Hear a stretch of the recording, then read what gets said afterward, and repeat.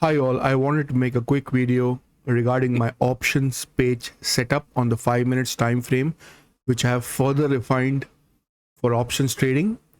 Before I begin, I would like to mention that this is an educational channel. All content over here is for the sake of education. Kindly read the disclaimer you see on the screen and in the description below. With that said, let's proceed. So this is what the page will look like eventually. You're looking at Bank Nifty spot chart 5 minutes. I'll remove all indicators now and I'll tell you how to build this from scratch. Earlier we were working with something on similar lines, but now I have refined it further. All right. So let's remove all indicators and start this page from scratch. All right. So right now we are looking at Bank Nifty spot chart 5 minutes. Nothing is currently on. Only session break is on, which is separating the days. On the right hand side, make sure the scale price chart only is ticked. All right. The first indicator that we will put on this chart is pivots. Pivot point standard. Mine is set to Fibonacci. I'll show you my settings so that you can copy it. So over here, it comes, I think, with traditional. I choose Fibonacci from here. Auto. All this comes at 15. I unclick the show historical pivots. Over here, I don't make any changes to the label font size. Colors, yes, I have chosen the colors that I prefer watching on a black background. For me, the pivot is red, S1 and R1 is yellow, S2 and R2 is blue, and then S3 and R3 is white. All right, S3 and R3 for me is important. That's why I keep it white so that it's very visible. Yesterday also, you can see I have mentioned this many times. Once the candle goes below S3 on the way down or R3 on the way up, they generally on that day do not come back into the pivots. That means they don't come back into this pivot area again. Once out, it most likely will stay out for the rest of the day. All right, it does not usually enter. Sometimes it makes a very big effort to come back. It maximum enters this little bit and again drops. That is the general observation. All right. Anyway, so the first indicator we have applied is pivots. The next indicator we will apply is EMA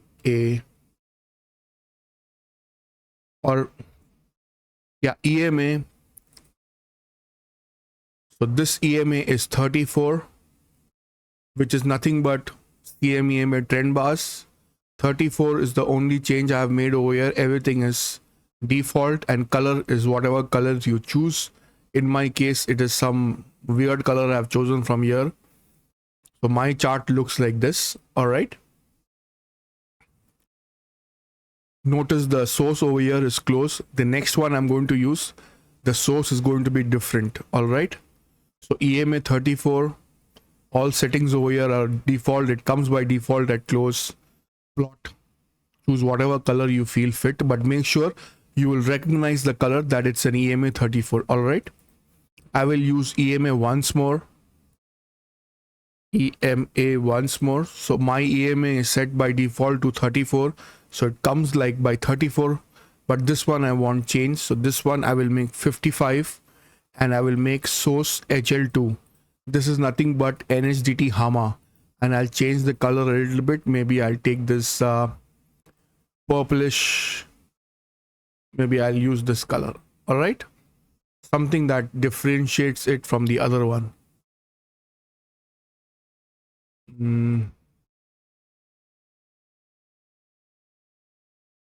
Just give me a moment. Let me find a suitable color for this. Okay. This seems to be fine. You can thicken the line if you want. I don't. I use it at the thickness 1 only. And so this is the setting. EMA length is 55. Source is HL2. Everything else is default. Choose a color that suits you. In my case, I've chosen this purple. Okay, so I've got two EMAs running. The third EMA that we will use, and this is where I have made a change. Earlier, I was using EMA 89. I don't use that anymore. I use a simple moving average, MA, moving average. at 200, color white, thickness 2. All right, color white, thickness 2, 200, everything else is default. That's all we need. All right, so remember, this is not EMA, this is moving average, simple moving average. MA, moving average, length at 200, source is close, choose a color that you want. For me, this is the defining, this is where I come to know the trend has changed.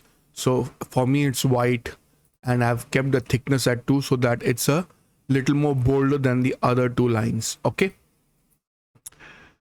the next, see, the explanation starts here itself.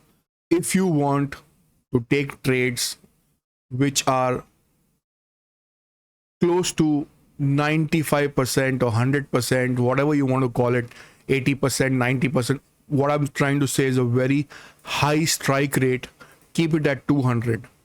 If you're a little more adventurous, you can keep it at 89. It will look something like this. 89, you see, has caught it here, has caught it here also. All right, 89 is still good.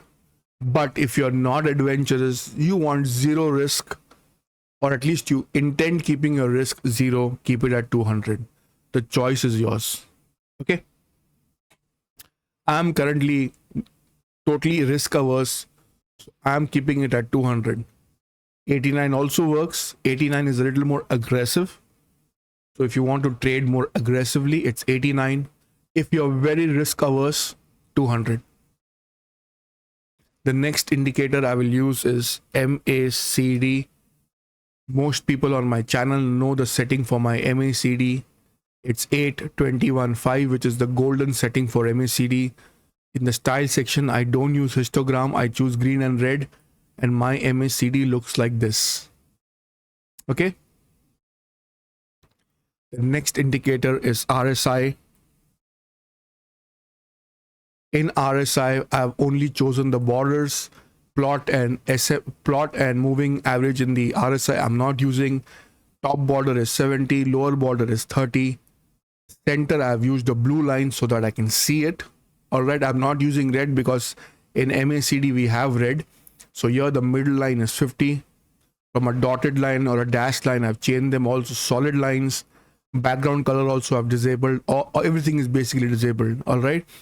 So, and now I'll merge this MACD, move to existing plane below, and then I'll click on this MACD again, pin to scale, no scale, full screen. Now they are both merged properly. This is the setup that one should be using if you want a very, very foolproof trading. If you're a little more adventurous, you want to get in a little earlier than the crowd, the only change you'll have to make is this moving average from 200, take it down to 89. But if you want to take trades that are definite, clear-cut directional change, then it's 200.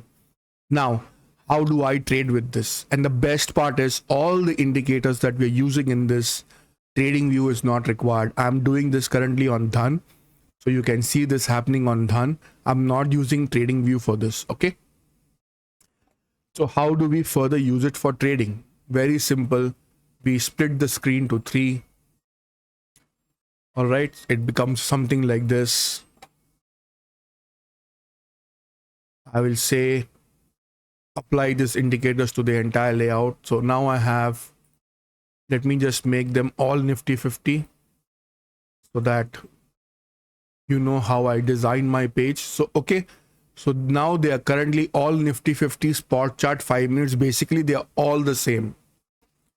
Now the way I trade is on the left hand side I keep the index, in the center is call, and on the right hand side is put. So currently Nifty is at 24,200. My strike price for call, if I want to be in the money, would be 24,000. Okay, now we are choosing 31st, right? So 24,200 it is. I would want to go 100 rupees in the money, so I'll choose 24,100. And for the put side, I will choose 100 points above. I'll click on the put side and choose 24,300. All right, so this is somewhere at 200 right now, 24,200. So I've taken a 100-point lower call and a 100-point plus on top put. This is called in the money. I like trading in the money. So now if you look at it, what's happened over here is we have got a clear-cut signal at the start of the day. Everything is in 5 minutes time frame, that your main defining line is on top, and the indicators, I mean the candles are opening way below the 200 moving average. So it is a short basically from the start of the day. It's below the 200, it's below the 34, it's below the 55. All right, in other words, if this was in trading view, it's below 200 moving average, below CM EMA trend bars, and below NSDT HAMA. All right. So if you were a seller, you would have shorted calls over here and taken it all through the day till here, or whenever you felt comfortable. Nobody can grab exactly where the market would stop. I mean, I would have been very happy with 40, 50, 60 points somewhere over here. If you were a buyer and not a seller, if you're working with limited capital and you're a buyer, you would have gone long somewhere over here. And how many points was at disposable over here? Totally, it goes up to about 187 points. I would have been very happy with even 50 points at the start. The moment it touched R3, I would have been out. Sometimes it bounces. It takes a rejection from R3 because if it wants to stay within the Fibonacci pivots, R3 itself will take a rejection and try to come back into the pivots. All right, but once it goes out, you can see the put also. Once it goes out, it does not come back in. Put and call, even though if they can come back in, the index will not, on a general note. All right, so anyways, I would have been very happy with 50 points over here. I would have entered somewhere over here, taken my 50 points, closed my system, and walked away. No use sitting the entire day in front of the system. Once you have a successful trade, close your system, walk away from the system. That's the best strategy. The more you sit in front of the system, the more you will be tempted to trade. All right, so it's best if you made a good profit at the start of the day, don't bother where the index is going after that. Just close your system and walk away. So this is the setup. Apart from my indicators and everything that I use on TradingView, this is what my execution page looks like. This is where I take my trades. All right, this is my page where I take the trades. I look at TradingView with all of the different set of indicators or whatever I'm using in TradingView. I make the decision to take the trade by looking at TradingView. I reconfirm things on this chart that yes, everything is working as I want them to work, and then I execute things over here. And this is my execution page, how it looks. If I want to buy a call, I just click on buy a call. If I want to buy a put, I just click on the put side and click on buy. That's it. Nothing else. And I click on this button and done and buy or sell. If you look at my page, the buy and sell on the page itself is missing because I don't use it. I click on this and then I buy or I sell, whatever. So this page, I'm sharing this with you after using this setup for 1 week straight. I've had a good week. You can also follow this setup. This is a more reassuring setup. All right. It's a little less risky than using 89. 89 is also phenomenally good, but this is like one step above if you want to be on the safe side. All right, if you want to be on the safe side, have a clear-cut view of directional change, then use moving average 200. And we have very intelligently taken the moving average of CMEMA trend bars and NSDT HAMA, and we are now using it on normal trading platforms. All right, so that's it, guys. I'll end this video on that note. I hope this video was helpful. I'll share this with everybody so that everybody can make use of it. Watch it once, twice, thrice, how many ever times you want to watch it, so that you understand this properly. I may shift this to members only area in the future, maybe after 1 week, 10 days. So till then, make the best use of it. It's going to be accessible for everybody till then. I thought that this is important to share because it's working for me and the chances are it'll work for you also. All right. So thank you very much for watching. If you're already a subscriber, consider becoming a member with us by clicking on the join button. If you're not yet subscribed, then please subscribe to the channel, share the video with your family and friends. Also give the video a thumbs up. It motivates us to make more videos for you. Subscribe to our free Telegram channel as well. The link is given in the description in all our videos. I'll see you in the next video. Take care. Bye-bye.